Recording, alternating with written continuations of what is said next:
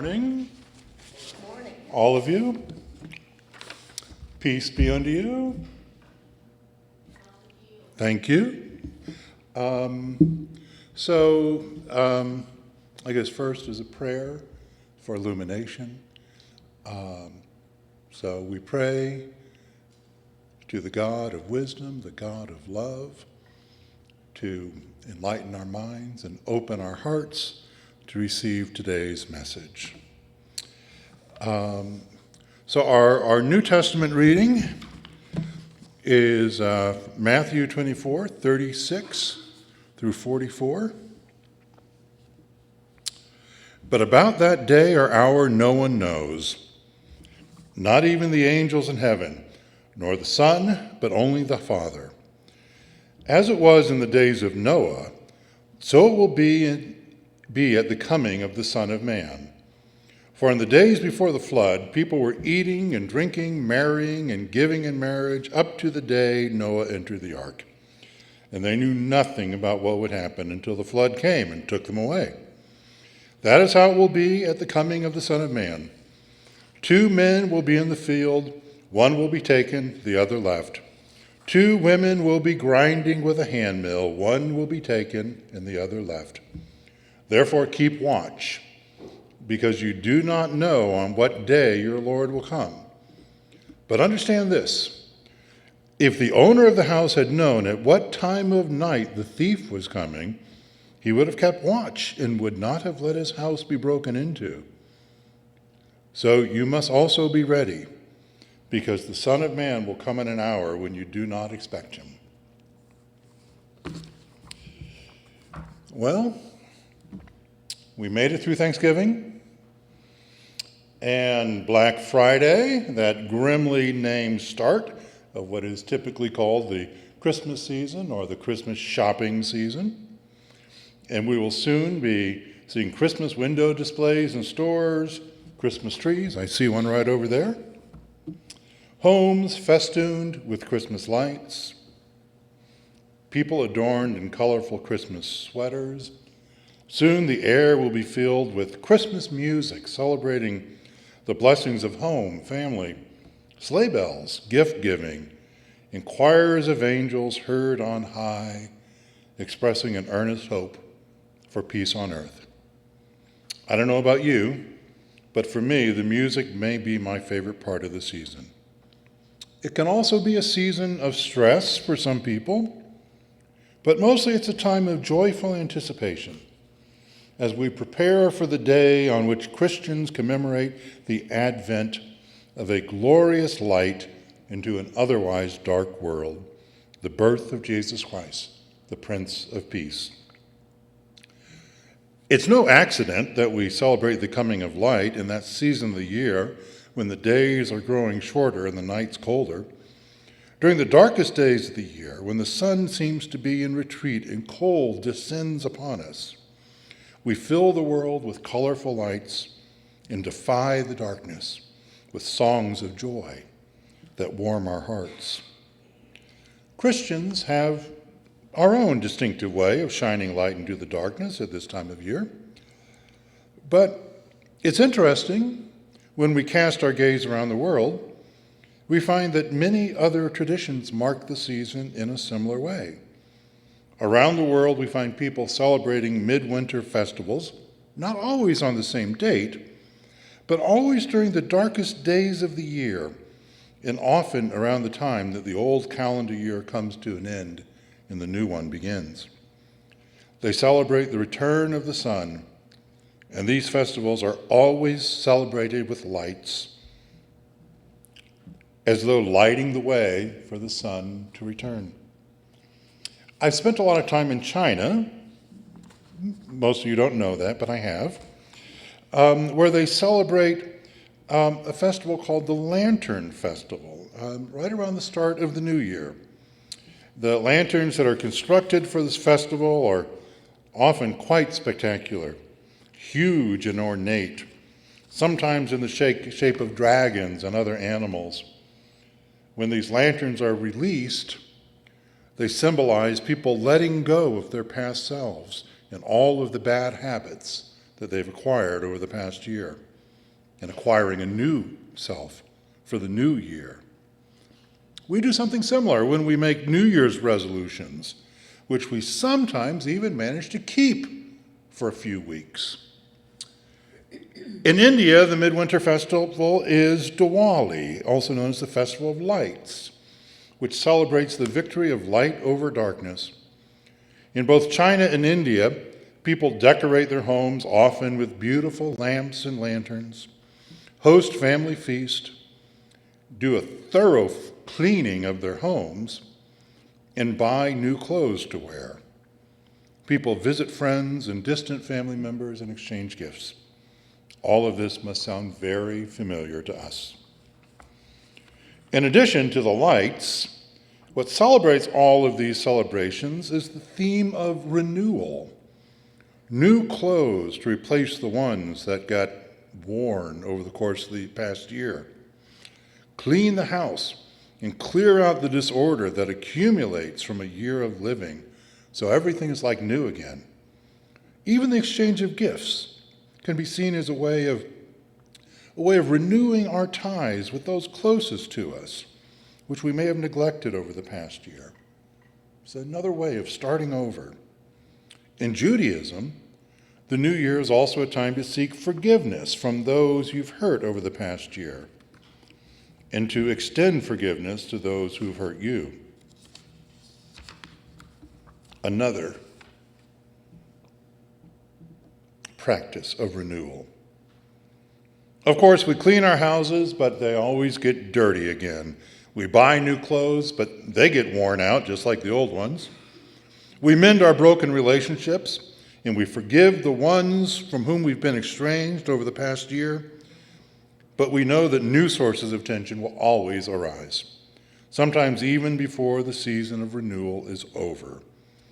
The sun will come back, the days will grow longer, but in due course, they will begin to get shorter again. Consequently, this time of renewal is also a reminder of the cyclical nature of our lives. We're never finished with the work of starting over in our relationships and in every other facet of our lives. Now, why am I talking about these festivals from other traditions and other peoples around the world? Well, in part, it's because looking at what we share with them can help us to understand the significance of the season that we're entering, the season that we as Christians call Advent. But it also helps to bring to light what is distinctive about the meaning of this season for Christians. If Black Friday launched the Christmas shopping season, this Sunday marks the beginning of Advent, that portion of the liturgical year that takes its name from a Latin word meaning coming. Advent is the time of the year when Christians prepare for the coming of Christ. Coming in three different senses that relate this season to the past, to the future, and to the present. We prepare to celebrate the first coming of Christ into the world as a vulnerable infant born to a poor family in Bethlehem, in a manger because there was no room at the inn, in a country that was occupied by an oppressive foreign power at a time of darkness and cold. We represent this event as a humble nativity scene with a star glowing overhead, the lowliest beginning, heralding the entry into the world of a light that would transform it forever. This first coming was an event destined to change the course of history, altering hearts and minds in ways that over the course of many centuries came to shape the world we live in now. Many have argued that it is only because of the coming of Christ into the world that we have seen the abolition of slavery, the emergence of a global concern for human rights, the creation of institutions like hospitals that tend to the needs of the sick and the dying, and many other things that make our world much more compassionate than the darker world into which Christ was born. The coming of Christ was not simply an event of renewal then, like cleaning our house that has gotten dirty or cluttered, or mending a friendship that has taken a bad turn. It's not just about restoring something to its former condition, but it is the coming of something radically new and unprecedented, the possibility of living in a previously unheard of way. And yet, even though this event occurred in the distant past, we commemorate it each year as though it is happening anew, since in a very real sense, it is always happening, at least as long as we follow the example Christ set. He is always coming into the world. Looking to the future, Advent is the anticipation of the second coming of Christ, when Christian tradition says he will establish once and for all his kingdom on earth, finally bringing the peace on earth that his first coming promised, but that still eludes us. The second coming belongs to a time in the future that Christ himself tells us cannot be known in advance. But in a sense, it is also a present reality, since Christ also tells us to live as though it could happen this very hour. As for the present, Advent is the time of preparation for the coming of Christ into our hearts, a time to renew our attempts to become more Christ-like in our daily lives. That is, more kind, more loving, more forgiving, more patient, more centered on service to others, rather than just satisfying our own wants. That's what it means for Christ to come into our hearts. For, as Jesus said, "By their fruits you shall know them." Of course, we don't open our hearts to Christ just once. I do my best to be less resentful, less self-centered, to be more kind and giving, but it's an ongoing effort. Jesus, just as my house gets dirty and needs to be cleaned again, just as my clothes get worn out and need to be replaced, so too my old habits return, and I need to allow Christ to come again and again and again. The process of Advent is something that needs to occur for me, for all of us, every day, not just during one season of the year. And I believe it is this third sense of Advent, or the coming of Christ, that not only matters most to us today, but is also the key to understanding the other two meanings of Christ's coming. The first coming would have meant nothing if those who had heard the gospel had not let Christ take up residence in their hearts. None of the great cultural transformations that I mentioned, those ways in which our world has become more compassionate, would not have happened if not for those people who aspired to live more Christ-like lives. Admittedly, their success at living as Christ intended may have been spotty, just as ours is. Even so, they have bequeathed to us a world in which the light has pushed back the darkness to a remarkable, if still imperfect, extent. As for the second coming, the final coming of that peace on earth that we long for and sing about in our Christmas hymns, how can that happen without Christ coming into our hearts? So while both the first and second comings represent something radically new in the course of human history, their world-altering impact depends on us continually renewing our hearts to allow Christ to come again and again into our lives. That, I believe, is the meaning of this Advent season. I haven't yet said anything about the lectionary readings, but both are directly relevant to this theme of Advent. The theme of something radically new and unprecedented is captured in our first lectionary reading from the Old Testament book of Isaiah. The prophet Isaiah was writing during a dark time in Israel's history, when the nation was menaced by a succession of military threats from aggressive neighboring empires. The prophet looks far beyond his country's hardships to a time when Israel will be restored to its former glory. But what the prophet foresees is more than just a restoration or renewal of some previous state of affairs.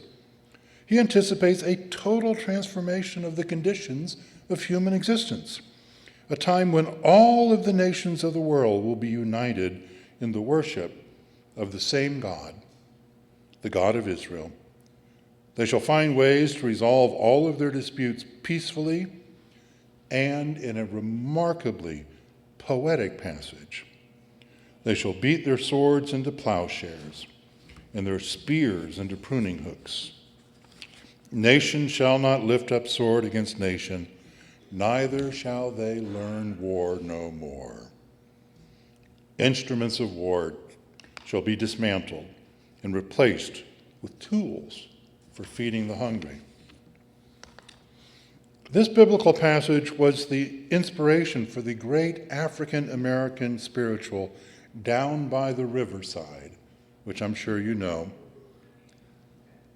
And out of kindness, I won't sing for you. But the lyrics go like this, some of them.